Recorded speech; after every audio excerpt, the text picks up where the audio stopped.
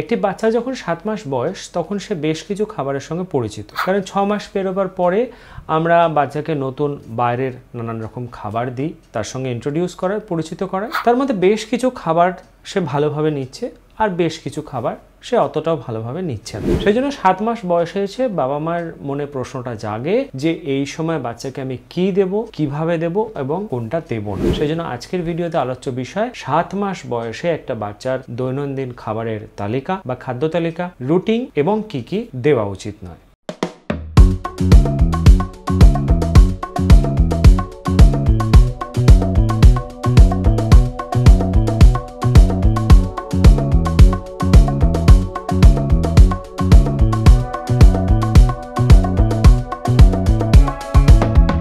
7 মাস বয়সটা এসে এই একটু আগে 6 মাস বয়স পেরোনোর পর যে কমপ্লিমেন্টারি ফিডিংয়ের কথা বলছিলাম, অর্থাৎ বাইরের খাবারের সঙ্গে ইন্ট্রোডাকশন করাচ্ছি, নতুন নতুন খাবারের সঙ্গে পরিচয় করাচ্ছি, সেই কমপ্লিমেন্টারি ফিডিংয়ের আরেকটা ধাপ এগোচ্ছে। সেটা কিভাবে আরেকটু পরেই বলবো। তার সাথে এটা বলে রাখি যে এই 7 মাস বয়সে এসেও কিন্তু ব্রেস্ট মিল্ক অথবা ফর্মুলা মিল্ক সেটাই কিন্তু মূল খাদ্য, সেটাকে কিন্তু কখনোই বন্ধ করা চলবে না। WHO বা বিশ্ব স্বাস্থ্য সংস্থা বলছে 7 মাস বয়সে এসে একটি বাচ্চাকে এই ব্রেস্ট মিল্ক বা ফর্মুলা ফিডের সাথে সারা দিনে 2 থেকে 3 বার আপনি কমপ্লিমেন্টারি ফিডিং বা বাইরের খাবার দিতে পারেন। 6 মাসে যেটা 1 থেকে 2 বার ছিল, 7 মাসে এসে সেটা 2 থেকে 3 বার হয়। এই ব্যাপারগুলোকে মাথায় রেখে একটা 7 মাস বয়সী বাচ্চার খাবারের রুটিনটাকে আমি একটু উদাহরণ দিয়ে বলি কিরকম হওয়া উচিত। ধরুন সকাল 8টার সময় প্রথম সে ব্রেস্ট মিল্ক বা ফর্মুলা মিল্ক বা ফর্মুলা ফিডিং নিল, 10টার সময় গিয়ে প্রথম কমপ্লিমেন্টারি ফিডিংটা পড়ল, আবার 12টার সময় গিয়ে ব্রেস্ট মিল্ক অথবা ফর্মুলা মিল্ক, 2টোর সময় কমপ্লিমেন্টারি ফিডিং, 4টের সময় ব্রেস্ট মিল্ক অথবা ফর্মুলা মিল্ক, 6টার সময় কমপ্লিমেন্টারি ফিডিং, আবার 8টার সময় গিয়ে আবার ব্রেস্ট মিল্ক অথবা ফর্মুলা মিল্ক। আমি এই যে রুটিনটা বললাম, এই রুটিনে প্রধানত 3 বার কমপ্লিমেন্টারি ফিডিং এর কথা বলেছি। অনেকে প্রথম 3 বার কমপ্লিমেন্টারি ফিডিং করাতে যান, কিন্তু সেটা ঠিক নয়। 7 মাস পড়লে আপনি যখন কমপ্লিমেন্টারি ফিডিংটা শুরু করবেন তখন 2 বারই দেবেন, মানে সকাল 10টার সময় অথবা সন্ধ্যে 6টার সময় যে কমপ্লিমেন্টারি ফিডিংটার কথা বললাম তার মধ্যে যে কোনো একটাকে প্রথমে নাও দিতে পারেন। সারাদিনে 2 বার দিয়ে চালু করুন, যখন দেখছেন যে বাচ্চা নিতে পারছে তখন 3টা চালু করবেন। এই রুটিনটা মেনে এই যে কমপ্লিমেন্টারি ফিডিং গুলো, তার মধ্যে আপনি যে যে খাবারগুলো দিতে পারবেন সেগুলো হলো আপেল, কলা, নাশপাতি, পেঁপে, সবেদা। ভেজিটেবল বা শাকসবজির মধ্যে গাজর, কুমড়ো, আলু, রাঙালু, লাউ, পালং শাক দেওয়া যায়। পালং শাকটা কিন্তু ভালোভাবে সেদ্ধ করে সেটাকে ম্যাশড আকারে দিতে হবে।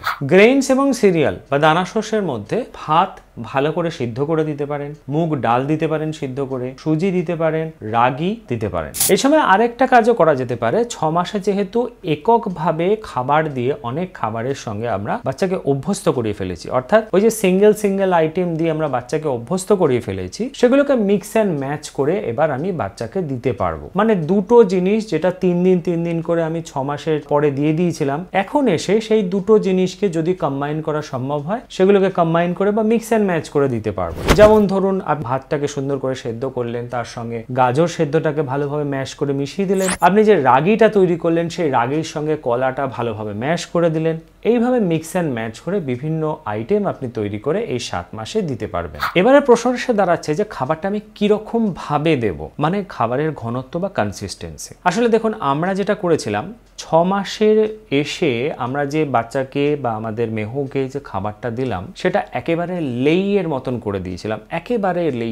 করে দিয়েছিলাম, কারণ 6 মাস অবধি সে শুধুমাত্র ব্রেস্ট মিল্কের সঙ্গে অভ্যস্ত ছিল, একদম তরল একটা কনসিস্টেন্সির সঙ্গে বা ঘনত্বের সঙ্গে সে পরিচিত ছিল। এবার আমরা যখন বাইরের খাবার দিচ্ছি, যাতে তার এই ট্রানজিশনটা, অর্থাৎ ওই রকম ব্রেস্ট মিল্কের ঘনত্বের সঙ্গে যখন বাইরের খাবার নিচ্ছে, যাতে ট্রানজিশন বা নতুন খাবারের ইন্ট্রোডাকশনটা সমস্যা না করে, সেই খাবারের স্বাদ এবং গন্ধটার সঙ্গে সে পরিচিত হতে পারে এবং সে খুব সহজে খাবারটা নিতে পারে, তার খাবারটা নিতে যাতে অসুবিধা না হয়, সেই জন্য আমরা লেই আকার করে দিয়েছিলাম। 7 মাসে এসে কি করলাম, একেবারে লেই না করে খাবারটাকে এমন ভাবে তৈরি করতাম যাতে একটু খাবারের টুকরো থাকে, একটু ঘনত্বটা একটু বেশি হয়। অর্থাৎ 6 মাসে আপনি খাবারের যে ঘনত্বটা দেবেন সেই ঘনত্বটাকে 7 মাসে এসে আরেকটু বাড়াতে হবে, তাতে খাবারের খুব অল্প ছোট ছোট টুকরো থাকতে পারে, যেটা ওর হয়তো মুখে পড়বে করবে ও বুঝবে মুখে ভালোভাবে চেবাতে হয় বা ঘোরাতে হয়, তারপরে গিলতে হয়। এই সময় একটা সমস্যা হবে, এই সময় যখন খাবারের ঘনত্বটা আপনি বাড়াবেন তখন অনেক বাচ্চাদের গ্যাগিং হয়। গ্যাগিং হয় মানে হচ্ছে একটা বমির মতন টেন্ডেন্সি আসে, অনেক সময় গলায় আটকে যায়। এতে ভয় পাওয়ার কিছু নেই। আমরা একটা ভিডিওতে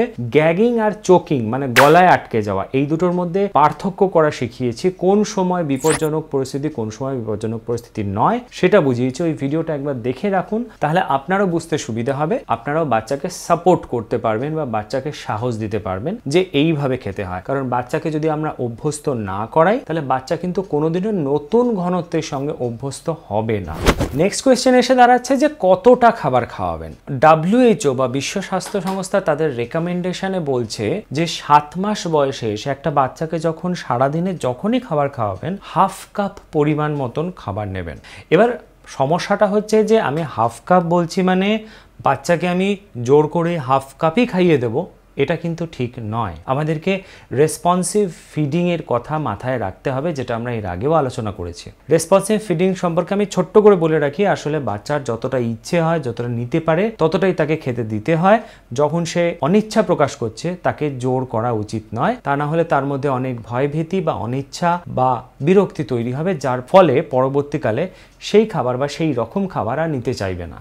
সেই জন্য রেসপন্সিভ ফিডিং এখানে খুব গুরুত্বপূর্ণ একটা বিষয়, বাবা মায়ের ধৈর্য একটা খুব গুরুত্বপূর্ণ বিষয়। এখানে প্রশ্ন এসে দাঁড়াচ্ছে যে আমরা অনেকে এই যে খাবার তালিকা যেটা বললাম সেগুলো ছাড়াও তার বাইরেও অনেক খাবার দিয়ে দিই। আমাদের মনে হয় যে বাচ্চারা নিতে পারবে, আমার বাচ্চা নিতে পারবে, সেই জন্য দিয়ে দিই। ডেফিনেটলি দিন, আপনার যদি সেফ মনে হয় দিতেই পারেন, কিন্তু তার মধ্যে বিশেষ কিছু খাবার আপনি অ্যাভয়েড করবেন। তার মধ্যে প্রথম হচ্ছে গরুর দুধ, দ্বিতীয় মধু, তারপরে চিনি, তারপরে লবণ, তারপরে যে কোনো জাঙ্ক ফ্রাইড বা প্যাকেজড ফুড দেবেন না, যেটা বাচ্চার পক্ষে ক্ষতি। এবার শেষ করার আগে বিশেষ কিছু সতর্কতা বার্তা বা বিশেষ কিছু কথা জানি আমি ভিডিওটা শেষ করব। প্রথমত, বাচ্চাকে যখন খাবারটা দেবেন সেটা যেন নরম এবং গরম হয়। দেখুন, কনসিস্টেন্সি বা ঘনত্বটা খেয়াল রাখতে হবে। কোনো শক্ত বা ফেঁসে যেতে পারে, আটকে যেতে পারে এরকম খাবার আমি দেব না, যেমন ছোলা ভাজা। দ্বিতীয় হলো, নতুন খাবার যখনই দেবেন তখন খাবারের অ্যালার্জিটা খেয়াল করবেন, মানে 3 ডে রুল ফলো করবেন। 3 নম্বর পয়েন্ট, এই সময় থেকে সারাদিনে 2 থেকে 3 চামচ করে জল দেওয়া স্টার্ট করবেন। 4 নম্বর পয়েন্ট খুব গুরুত্বপূর্ণ, সেটা হচ্ছে খাবারের নিয়মিত সময়টাকে ঠিক রাখবেন। যদি সকাল 10টা হয়ে থাকে তাহলে রেগুলার সকাল 10টাই রাখবেন। দুপুর 12টা বা দুপুর 2টো হলে ওটাতেই ফিক্সড রাখবেন। কারণ এই নিয়মানুবর্তিতা বা ডিসিপ্লিন বা একটা টাইম ফিক্স রাখাটাই ওর হজম ক্ষমতা তৈরি হতে হেল্প করবে। আর এর সাথে আরেকটা জিনিস হয়, বাচ্চা জানবে কোন সময় খেতে হবে, কোন সময় ঘুমাতে হবে। তো এটা হলো 7 মাসে এসে খাবারের রুটিন তৈরির একটা আইডিয়া। আমরা এর আগে 6 মাসেরও আলোচনা করেছি এবং তার আগেরগুলো আলোচনা করেছি, এর পরেরগুলো আলোচনা করব। এই সংক্রান্ত যদি কোনো প্রশ্ন থাকে তাহলে জানাতে পারেন। আমরা শর্টসের মাধ্যমে মেহুকে কি কি খাবার দিচ্ছি সেগুলোর আস্তে আস্তে ছোট ছোট ক্লিপিংস দিচ্ছি, আপনারা দেখতে পারেন, আপনারাও বিভিন্ন রকম আইডিয়া পাবেন।